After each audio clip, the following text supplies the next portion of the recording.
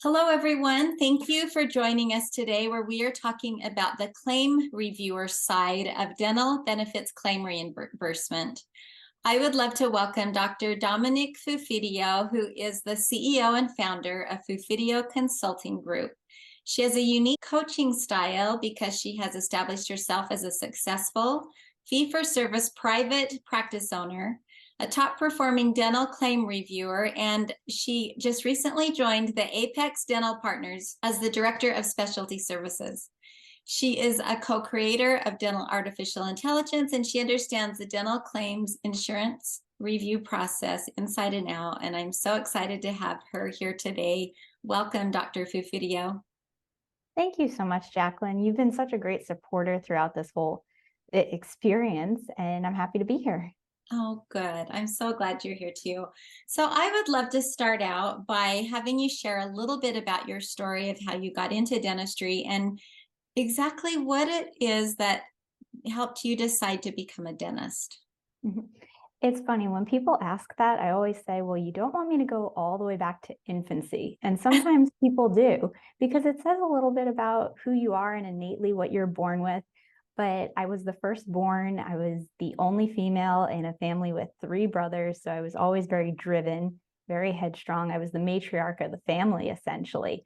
But fast track to high school, I was a top performing student and I was shadowing my dentist, planning on going to medical school someday. And he said, come work for me in dentistry. If you want to go and be a podiatrist, you'll want to have some type of medical or dental background to make you competitive in the admissions process.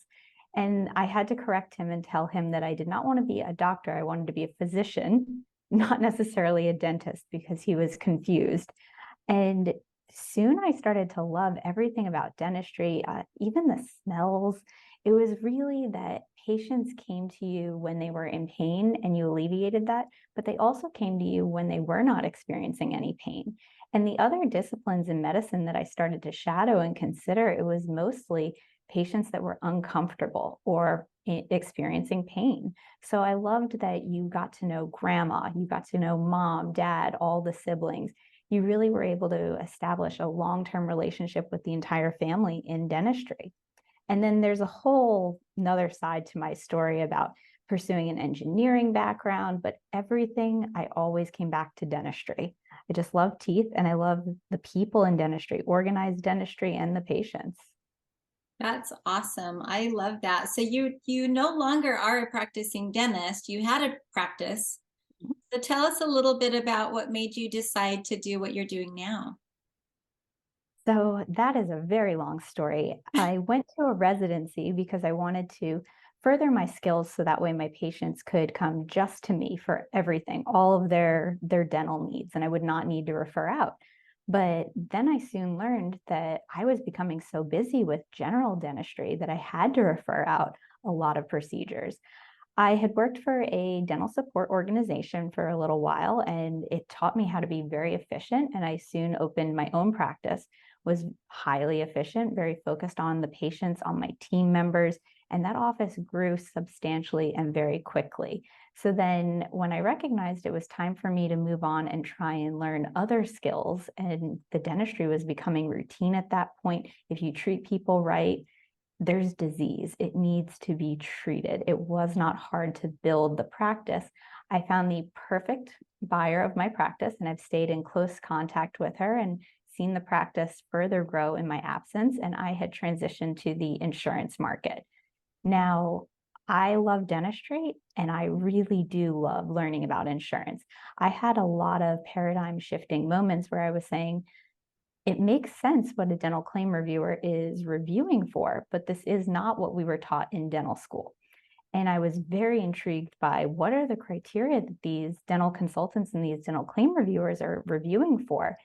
Learned a lot and then realized that there were better ways of even doing that process. So then I went and worked in artificial intelligence, and I was co-creating some of the products that are used not only on the practice side, but mainly on the insurance side to make that a more streamlined process.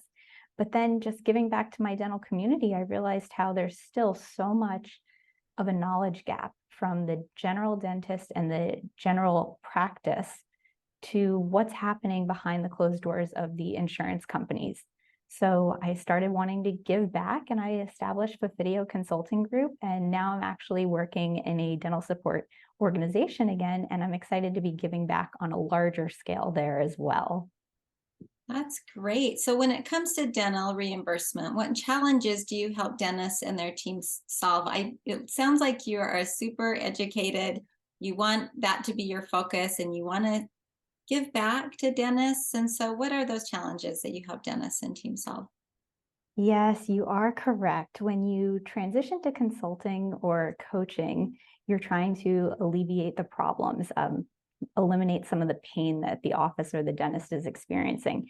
And a lot of that comes from the friction that starts with the insurance companies when these claims are denied. And a lot of times that denial, it's easily overturned when appealed appropriately.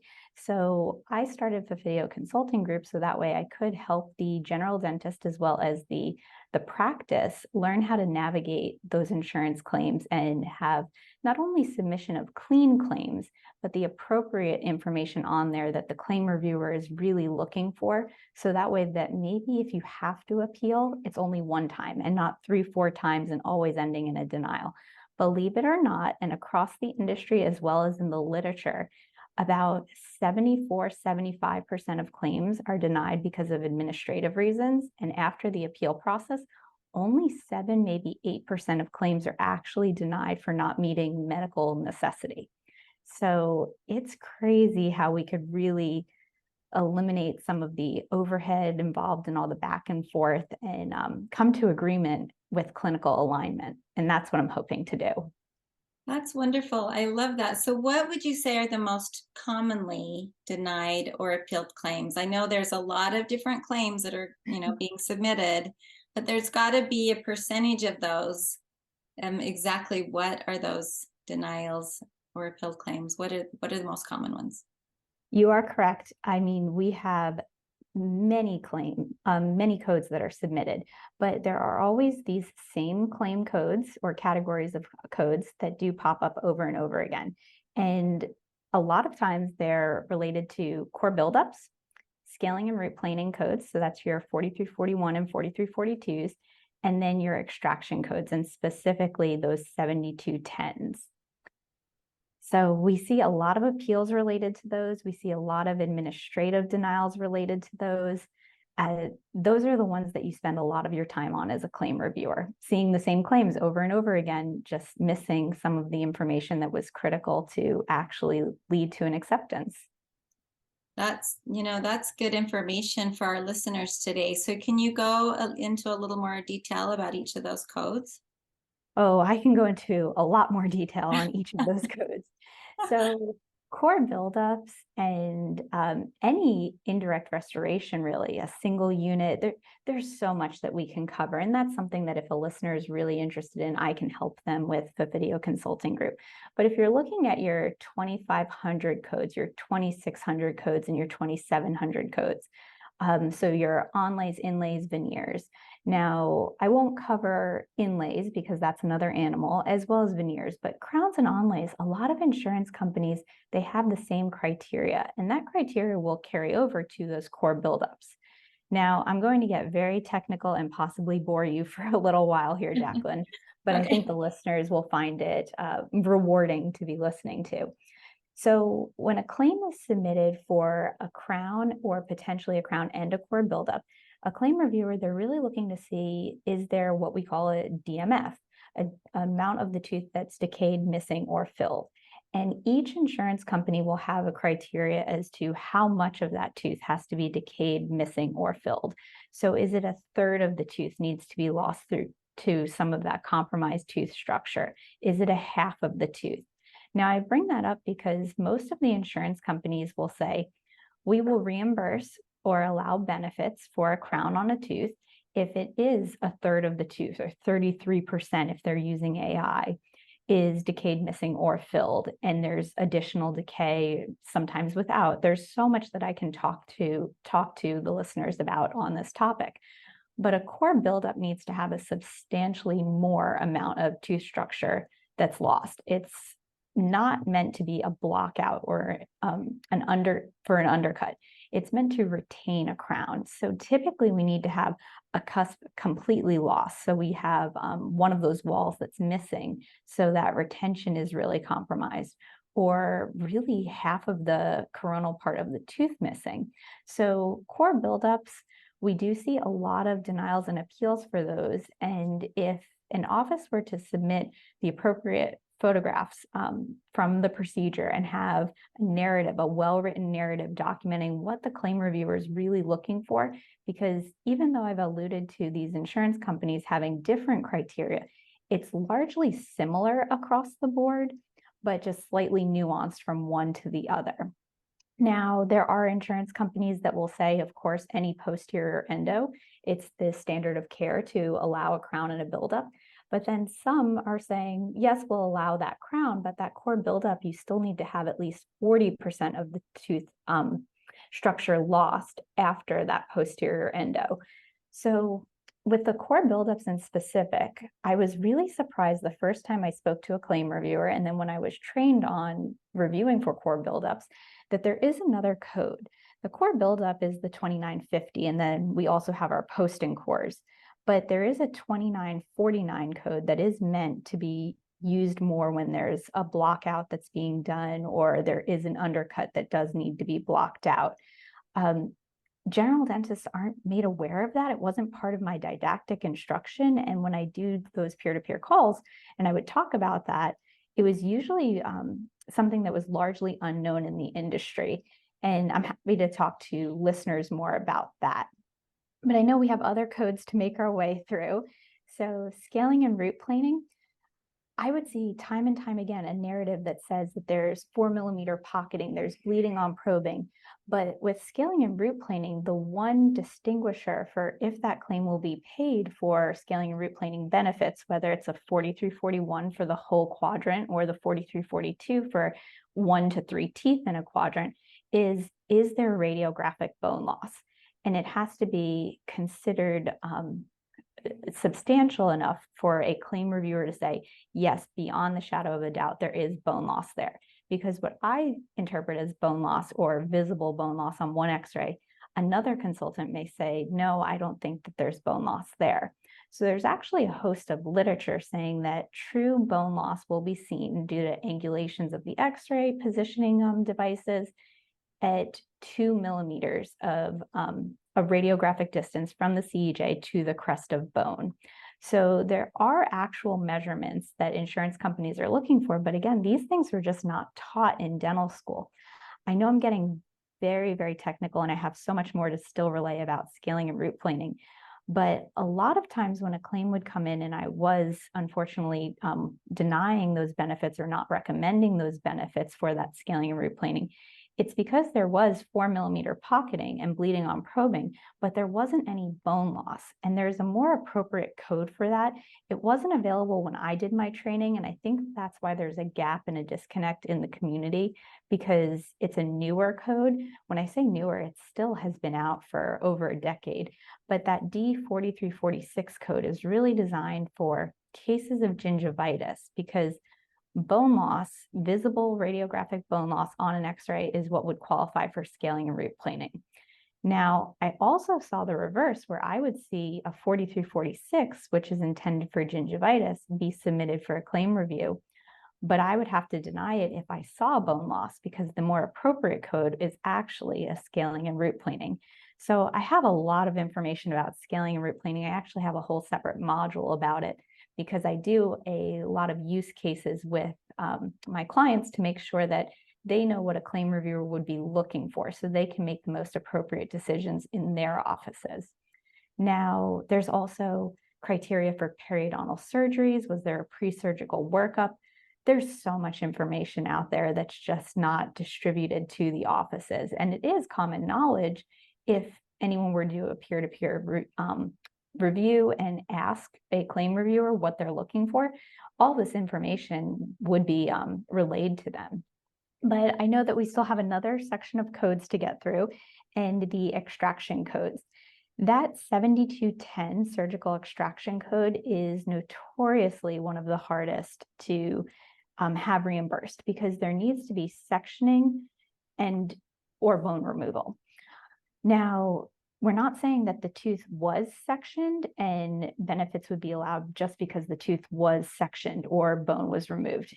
Was it necessary to do that? All of these claims, an insurance company and a clinical claim reviewer is looking to see, was the treatment done medically necessary? And that's why benefits would be allowed, and not necessarily was it done, so of course we just have to pay it.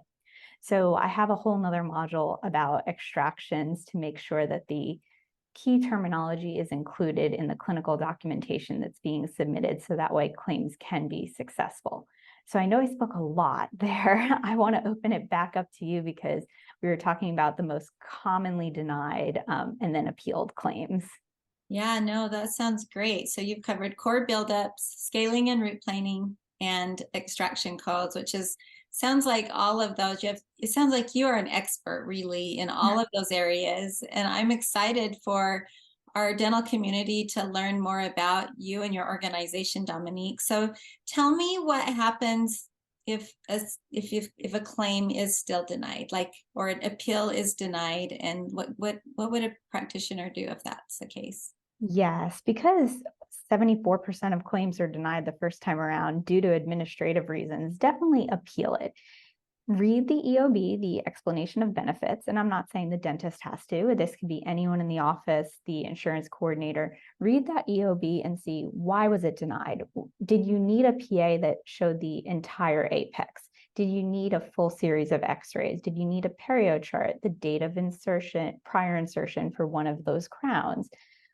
Something like that could simply be rectified. But if all of that was done, I suggest an appeal, and I always teach proper documentation and clinical progress note best practices. So that way a screen capture of the treatment notes can actually be submitted in the appeal. Now, if it is still denied there, exercise your right to what's called a peer-to-peer call. People don't know about it. When I was in private practice and I was calling on these claims after my front office was calling 3-4 times and the claims were denied, I would call and say, this patient has periodontal disease, or this patient needed this crown. What else can I do? And the representative would just matter-of-factly tell me, you have a right to a peer-to-peer call. And that's what it is. You have a true right to speak with a claim reviewer, maybe not the specific one on that case, but a claim reviewer that it can explain to you why it was denied and go beyond that EOB language, which is very cookie cutter. So they can say, hey, if you had this, we could overturn this denial. And that's when you as the doctor can say, I do have that. I just need to get it to you so that way you have documentation of it. So I really teach what you should have as your documentation. So when you have those calls or have those appeals that you're writing, have those denials, you know what to furnish the insurance company with. I loved peer-to-peer calls, even if I didn't necessarily love doing them as a claim reviewer, but I became interested in insurance because I was constantly calling and speaking with the insurance claim reviewers. And I have some fond memories of teaching moments and being taught what's happening in the insurance companies, what the clinical claim reviewer is looking for. And they're a wealth of knowledge. They're just humans. They want to make sure that your claims are paid and help you. If you can't get that claim paid, at least know what you need for the future ones. So I talk a lot in my trainings about how to go about that peer-to-peer call, because these consultants, they're so overworked and they're told not to wait more than 2 minutes on hold. You have to be prepared for them, and you can very easily take that denial and have that switch to an acceptance with the correct approach. That's awesome. I love that. You know, I feel like claim reviewers get kind of a bad rap, and I love that you speak so positively about them, and they are real people, and they just really want to help you figure out how to get your claims paid. And I'm grateful that you talked about the claim reviewer like that. And So the insurance companies too. I mean, they really are very happy to pay benefits when they're warranted. They just need to have all of the documentation to actually give you the benefits. So I'm happy you feel that way about the clinical claim reviewer, and I feel that way about the insurance companies. That's great. No, I think it's good. We all have to kind of work together to make this happen, right? And Mhm. to get practitioners the basically the money that they are eligible to receive. So One of the things that was taught to me when I was a claim reviewer, and I love this, is you just have to remember that it's a benefit determination and not a treatment recommendation. The treatment recommendation comes from the provider, that comes from the clinician. And then the insurance companies, they're making a benefit determination off of that information that's submitted from you as the clinician. So that's where I hope to help eliminate some of that friction. But there's also just that awareness that we think dental insurance is like any other insurance out there. We think it's a layer of protection, but it's more of a benefit plan. And I used to always tell my patients it's great when it can offset the cost of treatment, but by no means will it cover the entire cost of dental treatment. And that's really largely dependent upon the policy selected by the employer as well. That's a whole nother conversation there. that is a whole and they those and basically those employers, they do make the decisions for all the employees of what will be covered and what will not be covered. And it Yes, typically exactly. comes down to cost, right? It, yes, these are financial decisions and they're personal financial decisions. They are. I totally know. So let's just, we're getting close to our time. I feel like today, but I wanted to ask you one last question. And what is it that motivates you to continue helping dentists? There's that term, servant leadership. I am a big subscriber to it. I love mentorship. I've had great mentors. You and I have talked about how people make mistakes and you learn from mistakes. And I meet so many people that are just, they feel ill-informed or they're scared, and no one should feel those emotions. We all just need to come together, redistribute or distribute some of the knowledge that we have, because there's no way in a lifetime that we're even going to learn all the information that's out there. And I love being a resource and just helping lift that anxiety off of someone, helping see an office go from their aging report just growing to actually having these claims paid and patients be happy, doctors be happy, the whole office be happy, because the positional leader, the one in the authority figure, is in a good place. So I have knowledge to share and I love teaching, and maybe it goes back to that innate being the firstborn in the family with the three boys and all younger cousins, but it's just a passion of mine, and I'm happy that I discovered the need for this type of consulting and coaching. I'm happy you did too. I'm happy you chose dentistry, for that brought us together today. That's a good thing. And I love all of the information you've given out today around those dental codes that are getting denied, right, and the reasons why they are getting denied. And I love that you and your organization can help practitioners. It's just seemingly complicated when it's not. It doesn't have to be. So thank you again for all your support. Oh, you're welcome. You're so welcome. So is there anything else you'd like to share before we wrap up today? Well, specifically, I'm excited that I'm doing a recorded webinar for you. So I'll have more information where I'll be able to cover an hour's worth of information with your listeners and your attendees. I do have my consulting group. I'm happy to help anyone that's in need. And I really do enjoy publishing content. So I've been putting YouTube videos together, writing articles. They're going across many media outlets, including your own. So I hope your listeners will look out for some of that, and I hope that they'll find some enlightening moments by reading and listening to them. Oh, I'm sure they will. And if you personally need help by Dr. Fufidio, you can reach out to her website and get in touch with her. It is www.fufidioconsultinggroup.com, and we will spell that for you in the show notes, because it is a unique name for sure. I had to ask her how to pronounce it. I was like, how do I pronounce it? And honestly, you pronounce it just like it's spelled. So it's pretty easy once you read it. So well, thank you everyone for joining us today. Again, our goal is to offer tips and tricks to help dentists grow their business. And I appreciate you, Dr. Fufidio, for being here. And thank you for taking the time today. Thank you so much. All right, we'll see everybody next time.